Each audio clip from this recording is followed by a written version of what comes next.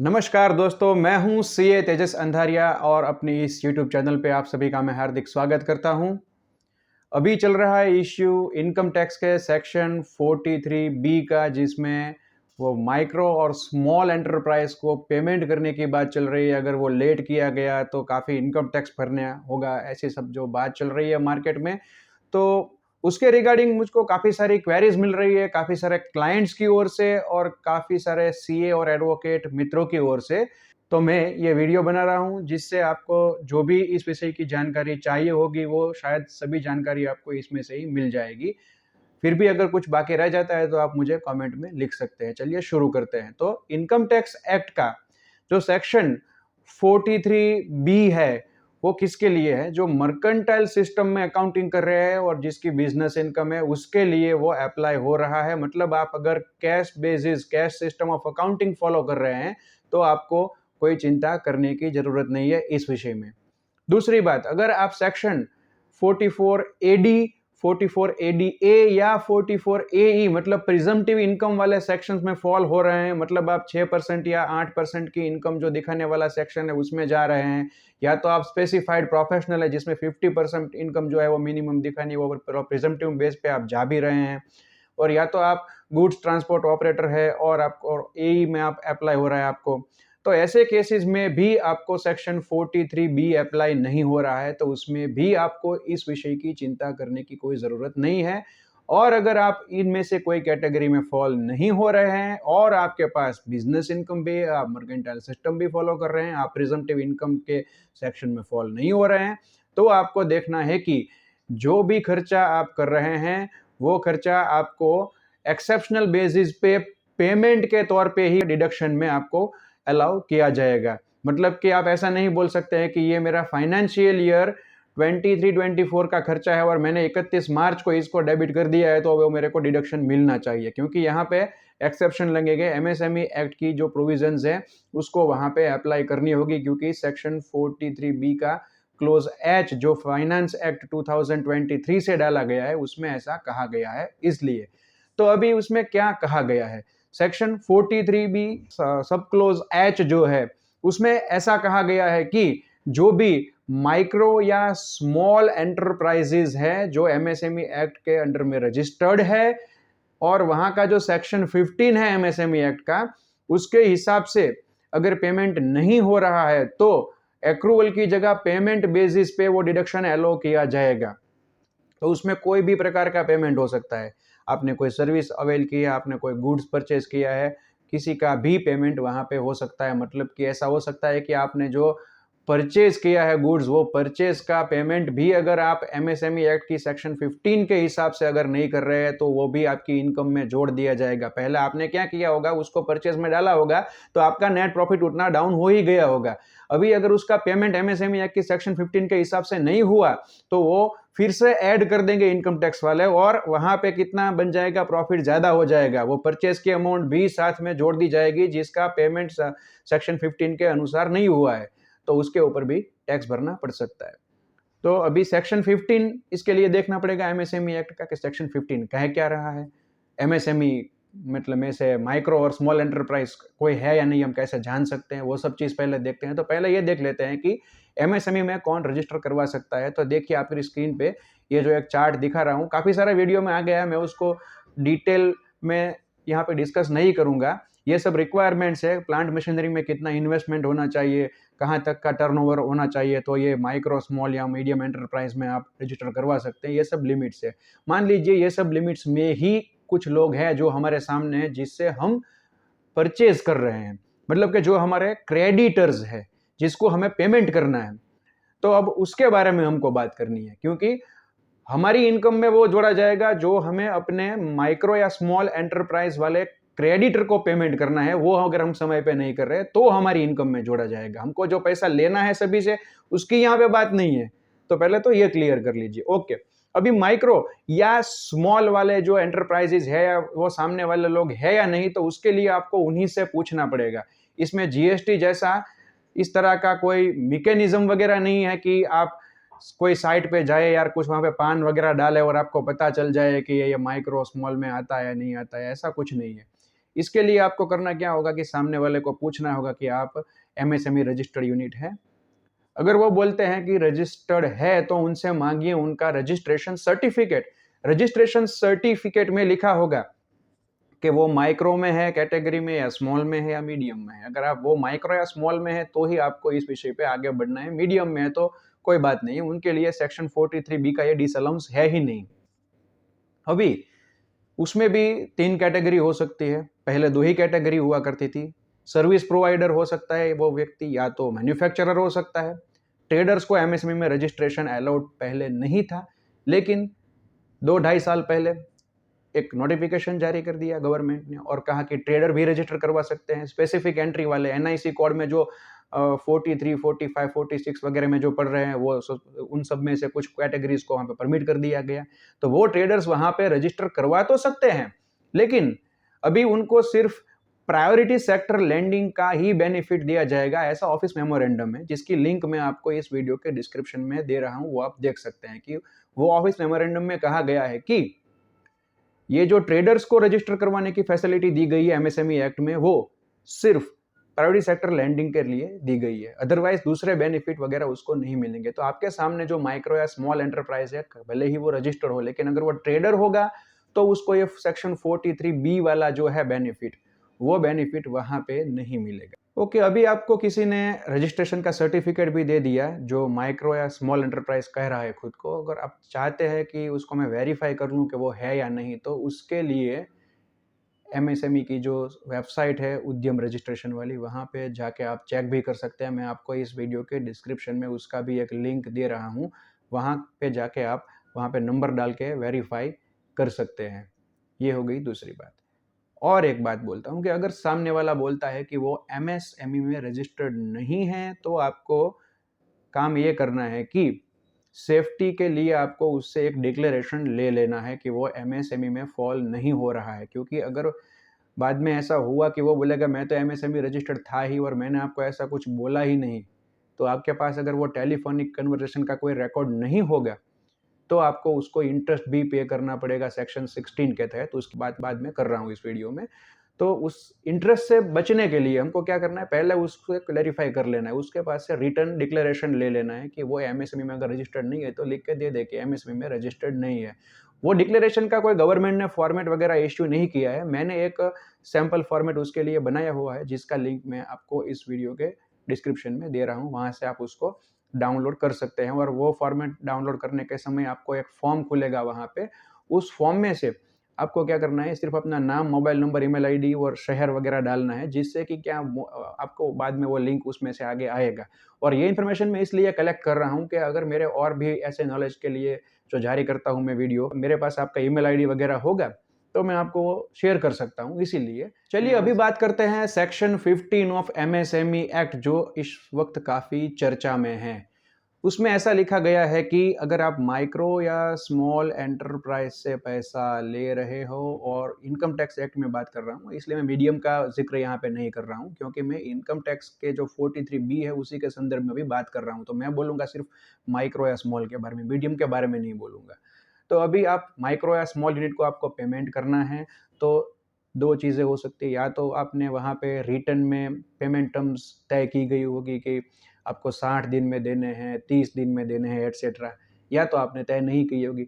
अगर आपने कोई पेमेंट टर्म्स तय की है उसके साथ कि मैं आपको 30 दिन में दूंगा, 60 दिन में पैसा दे दूंगा, तो उस केसेस में एमएसएमई एक्ट बोल रहा है कि वो मैक्सिमम हो गए 45 डेज। आपने कितने भी दिन वहाँ पे उसके साथ डिसाइड कर लिए हों, लेकिन ज़्यादा से ज़्यादा 45 डेज तक की लिमिट एमएसएमई एक्ट देता है। मतलब आपने उससे ज़्यादा कुछ भी दिन उसके साथ तय किए होंगे, उसका कोई मतलब नहीं है। लेकिन अगर आपने उससे कुछ तय किया ही नहीं है, मतलब आपने कुछ बोला ही नहीं है कि पेमेंट कब करना है वगैरह, तो एमएसएमई एक्ट के हिसाब से 15 दिन की लिमिट वहाँ पे रखी गई है। तो 15 दिन में आपको उसका पेमेंट कर देना है। 15 दिन या तो 45 दिन, या तो आपने तय किए हुए मान लीजिए 30 दिन है तो 30 दिन। वो सब कहाँ से गिनने हैं? तो जो आप गुड्स रिसीव करते हैं या तो आप सर्विस अवेल करते हैं, उस डेट से उनको गिनना है। लेकिन ऐसा भी हो सकता है किसी केसेस में कि वो तारीख कई दिन तक आगे बढ़ सकती है, वो हम बाद में एक लास्ट में मैं एक आपको एग्जांपल बताऊंगा, उसमें देखेंगे। पहले एक प्राइमरी एग्जांपल देख लेते हैं कि मान लीजिए जो अभी फाइनेंशियल ईयर 23-24 चल रहा है और किसी से मैंने 20 मार्च 2024 को परचेज की और वो सामने वाला जो यूनिट है वो माइक्रो या स्मॉल कैटेगरी में फॉल हो रहा है, रजिस्टर्ड है। मैंने उसके साथ कुछ दिन तय नहीं किए है कि इतने दिन में पेमेंट करूंगा वगैरह, तो अभी 15 दिन मेरे को एक्ट के हिसाब से मिलते हैं। तो अभी ऐसे केस में 20 मार्च 2024 से अगर हम गिनना शुरू करें तो मार्च के ही अभी 11 दिन तो बाकी है और बाकी बचे 4 दिन वो अप्रैल में से निकालने हैं। तो 4 अप्रैल को मेरे को मैक्सिमम उसको पेमेंट यहाँ तक कर देना है। अगर मैंने उसको 4 अप्रैल 2024 के बाद पेमेंट किया तो वो पेमेंट मुझे मर्केंटाइल सिस्टम ऑफ अकाउंटिंग के हिसाब से अलाउ नहीं होगा डिडक्शन के तौर पे, मतलब पेमेंट के तौर पे वो चला जाएगा। मतलब नेक्स्ट ईयर में फाइनेंशियल ईयर 24-25 का रिटर्न जो उसके बाद के साल में मैं भरूंगा उसमें मेरे को वो डिडक्शन के तौर पे मिलेगा पेमेंट बेसिस पे। ये हुआ एक काफी सिंपल एग्जांपल। और ये जो पेमेंट हम कर रहे हैं वो हम अगर लेट कर रहे हैं तो सिर्फ ये जब पेमेंट करेंगे तब डिडक्शन मिलेगा, यही एक फॉर्मेलिटी नहीं है, उससे ज्यादा भी एक इम्प्लीकेशन है जो अभी से नहीं आई है 1 साल से, वो तो पहले से ही थी लेकिन काफी सारे लोगों को पता नहीं था। अभी वो एमएसएमई का इश्यू जाग उठा है तो लोग इतने जागरूक हो रहे हैं, तो इसलिए मैं आपको वो भी साथ में बता देता हूँ सेक्शन 16 क्या कहता है एमएसएमई एक्ट का। सेक्शन 16 बोलता है कि अगर आपको ये जो पेमेंट टर्म्स आपकी तय की गई है वो दिन या तो अगर कुछ तय नहीं किया है तो 15 डेज में आपको जो पेमेंट करना है वो अगर आप नहीं करते हैं तो आपको वहां पे इंटरेस्ट पेमेंट करना है सामने वाले को।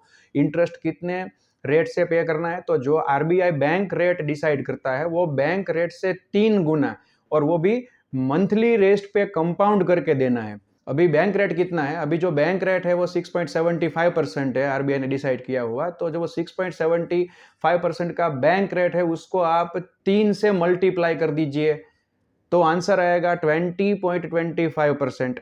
20.25% का जो आंसर आया वो भी अभी सिंपल इंटरेस्ट का है, हमको कंपाउंड करना है मंथली रेट पे, ऐसा लिखा गया है सेक्शन 16 में। तो अगर उसको मंथली रेट पे कंपाउंड करते हो, हर महीने का ब्याज उसमें जोड़ के फिर से उसके ऊपर ब्याज अगर आप गिनते हो तो वो yearly annual effective interest rate जो है वो बन जाएगा 22.24%।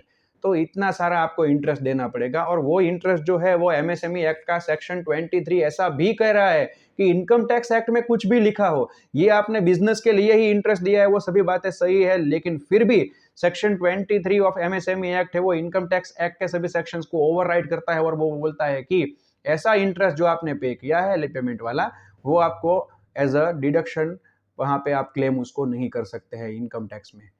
तो ये और एक तकलीफ होगी उसकी वजह से। अभी हम बात करते हैं ऐसी चीज की कि ये शायद आपने किसी भी वीडियो में नहीं देखा होगा। वो ये बात है कि पेमेंट मान लीजिए आप 45 डेज तो क्या आप नहीं दे रहे हैं, 3, 4, 5, 6 महीने तक, फिर भी आपका जो पेमेंट है वो न करने के बावजूद भी आपको एक्रूअल बेसिस पे उसका डिडक्शन मिलेगा। ऐसा किस सिचुएशन में हो सकता है वो मैं आपको बोलता हूं। तो ये जो 15 दिन 45 दिन वगैरह जो दिन गिनने हैं, वो दिन गिनने के लिए कि जो अपॉइंटेड डे वाली डेफिनेशन सेक्शन 2 में जो दी गई है एमएसएमई एक्ट के, वो अगर आप ध्यान से पढ़ेंगे तो वहां पे उसमें आपको जानकारी मिलेगी कि अगर कोई व्यक्ति वहां पे कोई ऑब्जेक्शन रेज कर देता है, मगर ऑब्जेक्शन रेज मतलब क्या, ऑब्जेक्शन इस तरह से रेज हो सकता है कि अगर मैंने किसी से कुछ गुड्स खरीदा या सर्विस अवेल की और बाद में मैं बोलता हूँ उसको कि ये भाई ये गुड्स में इतनी इतनी तकलीफ है, ये गुड्स मैंने जो ऑर्डर किया था उसके हिसाब से क्वालिटी नहीं है, आप इसको पहले ठीक कीजिए, ऐसा मैं ऑब्जेक्शन रेज करता हूँ। तो ऐसे केसेस में मेरे को ऑब्जेक्शन 15 दिन के अंदर रेज करना है। गुड्स रिसीव हुआ या सर्विस अवेल की उसके 15 दिन में अगर मैं ऐसा ऑब्जेक्शन रेज कर देता हूँ तो जो मेरा सप्लायर होगा जिसने मेरे को ये चीज़ दी है उसको वो ऑब्जेक्शन को ठीक करना होगा। उसके लिए उसके पास कोई समय लिमिट नहीं है कि वो कितने टाइम में ठीक कर सकता है, ऐसा कुछ नहीं लिखा गया है, तो वो तो अपना टाइम लेगा। और जब वो डिफेक्ट ठीक करके देगा तब मेरे ऑब्जेक्शन का सॉल्यूशन आया ऐसा माना जाएगा। और उस डेट को जब वो डिफेक्ट ठीक कर देता है सामने वाला, उसके बाद से हमारे जो रिक्वायर डेज है, जब वो डिफेक्ट को ठीक करता है वहाँ से गिने जाएंगे। अभी 15 डेज, 45 डेज, 30 डेज एटसेट्रा। तो वहाँ से अगर हम गिनना शुरू करेंगे तो ये हो सकता है कि डिफेक्ट ठीक करने में उसको 2-3 महीने भी लग जाए।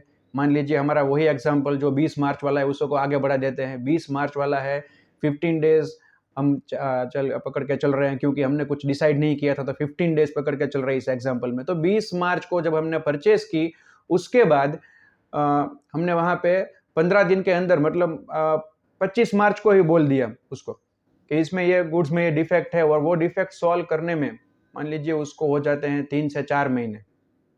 तो जब वो डिफेक्ट सॉल्व होगा 4 महीने के बाद, तब उस तारीख से उसको गिनती फिर से शुरू करनी होगी। और अभी कुछ डिसाइड नहीं हुआ था इसलिए 15 दिन, तो 15 दिन वहाँ से गिने जाएंगे।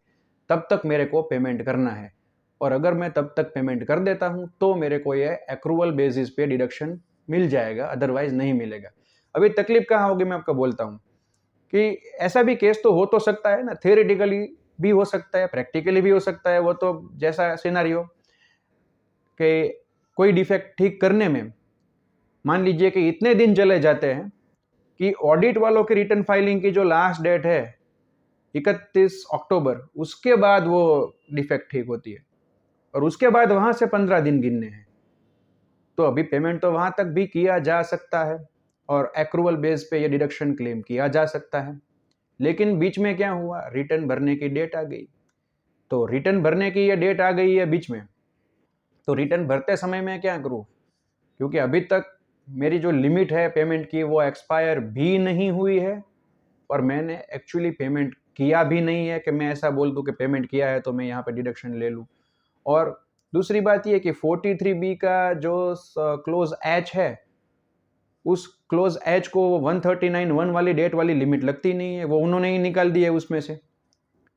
तो रिटर्न की डेट तक का पेमेंट वाली कंडीशन वैसे भी इस केस में नहीं लग रही है। तो रिटर्न फाइल करते समय, रिटर्न को मैं जब फाइल करूंगा उस समय मेरे को क्या करना है, वो डिडक्शन लेना है नहीं लेना है। मान लीजिए मैं ले लेता हूँ और बाद में पेमेंट की डेट आती है जो ड्यू डेट एमएसएमई एक्ट के हिसाब से, वहां पे मैं पेमेंट नहीं करता हूँ, तो ऐसे केस में मेरे को क्या रिवाइज रिटर्न भरना पड़ेगा। और हो सकता है कि वो डेट रिवाइज रिटर्न की लास्ट डेट के बाद फॉल हो रही हो, तो मैं रिटर्न रिवाइज कर भी नहीं सकता हूँ।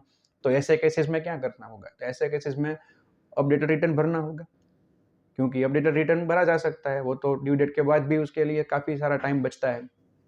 लेकिन वहाँ पे आप जानते हैं कि टैक्स की अमाउंट बढ़ जाती है, और दूसरी चीज़ वहाँ पे रिफंड वाले केसेस में वो फाइल नहीं किया जा सकता है। तो ऐसी सब यहाँ उसकी भी काफ़ी लिमिटेशंस है। तो आप अगर अपडेटेड रिटर्न के बारे में ज़्यादा जानना चाहते हैं तो उसका भी मैंने एक अलग वीडियो बनाया हुआ है, मैं आपको एक लिंक दे देता हूँ इस वीडियो के डिस्क्रिप्शन में। तो ऐसी भी सिचुएशन हो सकती है। तो ये था पूरा सेक्शन 15 ऑफ एमएसएमई एक्ट के बारे में। अगर आपके मन में इसके बारे में कोई और भी क्वेश्चन उठ रहे हो तो आप मुझे इस वीडियो के कमेंट में लिख सकते हैं, मैं पूरा प्रयत्न करूंगा उसका जवाब देने का। और अगर आपको ये वीडियो पसंद आया है तो इसके लिए एक लाइक करना मत भूलिएगा, और इस चैनल को सब्सक्राइब और इस वीडियो को शेयर करना भी मत भूलिएगा। धन्यवाद।